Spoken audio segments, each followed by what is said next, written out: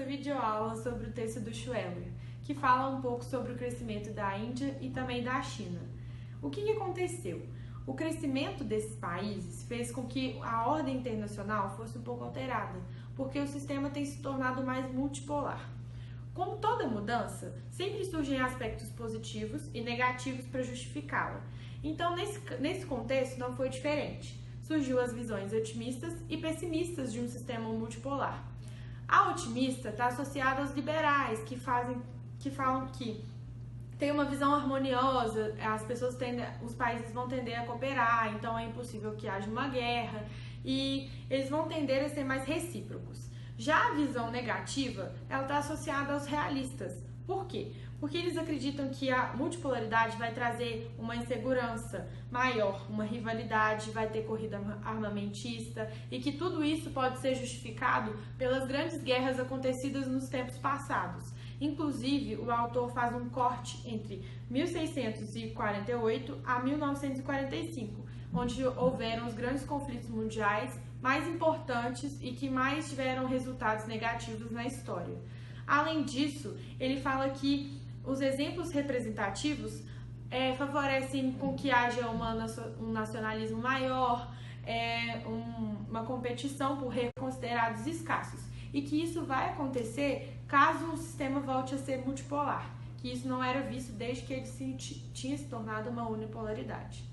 O autor, por si, ele não se encaixa em nenhuma dessas visões. Ele falou que ele não é extremista, então que ele acredita que ele está em algum ponto entre essas duas visões, boas e ruins, que ele não é adotado a nem uma coisa muito boa, nem uma coisa muito ruim, porque ele acredita que vai ter um meio termo aí, um ponto bom, que vai representar a situação que realmente acontece. Então, o que ele diz? Que o conjunto de economia, quando ele se une, torna-se quase impossível você ter alguma guerra, porque elas vão tender a cooperar em alguns aspectos importantes para esse sistema ter uma ordem, mas que em algum ponto vai ter algum tipo de conflito. Por que isso vai acontecer? Para não ter a inércia da ordem mundial. Vai ser necessário ter esse conflito para eles poderem conversar entre si. Olá, meu nome é Alberto. Vamos dar continuidade à segunda parte da videoaula. Essa parte diz respeito à base teórica, no que diz respeito às características da análise de transição de poder e de potências emergentes do autor, do Schweller. Com relação à primeira parte, diz respeito às grandes potências e às potências emergentes, no que diz respeito aos spoilers. Spoilers diz respeito às potências emergentes que buscam invariavelmente rever a ordem internacional. Eles são obcecados por rever a ordem internacional. Diz respeito aos países ou potências emergentes que buscam constantemente alterar a ordem internacional. Eles não estão satisfeitos com a questão da legitimidade. A segunda parte diz respeito a grandes potências e relacionada a potências emergentes com relação aos suportes. Essa teoria está baseada na teoria com os princípios ou a base liberal. Ele fala da última parte que diz respeito ao Shirkers. Esse Shirkers diz respeito à responsabilidade e ao poder. Ele cita a China, no caso que a China é uma potência emergente, só que no caso ela tem um ponto muito importante, uma posição muito importante, mas ela não vincula nem responsabilidade nem obrigação que é exigida pela ordem internacional. Ela apenas quer se pautar em prestígio. Esse é um ponto sinalizado pelo autor. Após analisar essas três partes teóricas, vamos dar continuidade analisando as questões pontuais da teoria e a aplicação dessa teoria. Ele aponta dois pontos muito importantes no que diz respeito às críticas, que o primeiro momento diz respeito a como que a integração ou interpretação desses novos poderes dentro das instituições internacionais. Diz respeito que há várias potências emergentes e como que essas potências emergentes, buscando aumentar suas capacidades, vão impactar dentro das instituições internacionais. A segunda diz respeito a recuperar, é o termo que o autor usa no que diz respeito à busca por melhorar internamente suas capacidades para alcançar o que ele chama de legalidade ou a sua capacidade máxima, que ele requer a ascensão ou a reestruturação interna primeiro para depois visar a ordem internacional. A segunda análise teórica realizada por Schweller diz respeito aos princípios liberais no que diz respeito à segurança. Ele analisa a segurança como sendo uma segurança abundante com relação às potências.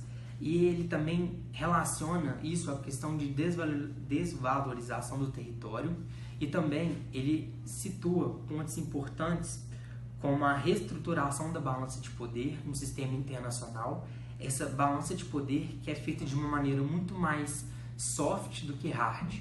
Essa reestruturação da balança diz respeito à maximização das capacidades das grandes potências de uma maneira que não seja bruto, que não seja impactante no sistema internacional. Tendo esses 3 pontos por entendido, faz-se necessário analisar os países individualmente. Esses que são os atores mais importantes nesse cenário.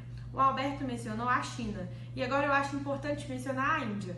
A Índia também tem uma expressiva quantidade de visões diferentes dentro dela. Ela tem diferentes correntes teóricas em seu país, porque ela é adepta a uma diversidade muito grande. E isso faz com que ele apoie o sistema multipolar, porque ele já está acostumado com essa multipolaridade, não no que tange aos países, mas no que tange às suas crenças individuais dentro do seu contexto. Então, tendo isso por entendido, podemos analisar também o comportamento brasileiro. O brasileiro lucra muito com esse avanço. Por quê? Porque o Brasil já é uma referência, uma potência referência na América do Sul. Ele já se considera o mais forte, tanto em território, tanto em política, tanto em capacidade armamentista. E esse revisionismo que ele faz dentre as potências emergentes também se mostra presente nesse contexto. Por quê? Porque isso está enraizado na política externa do brasileiro desde o início do século. As suas ações com os países que têm se destacado na economia mundial têm sido muito antigamente. O BRICS pode explicar isso. A relação do Brasil com Índia, com China, tem sido muito maior do que se comparado com o século passado. E isso chamou a atenção dos Estados Unidos, porque isso é um tom ameaçador, de certa forma, para esse país, porque uma união de potências emergentes pode causar uma desestabilidade dos Estados Unidos.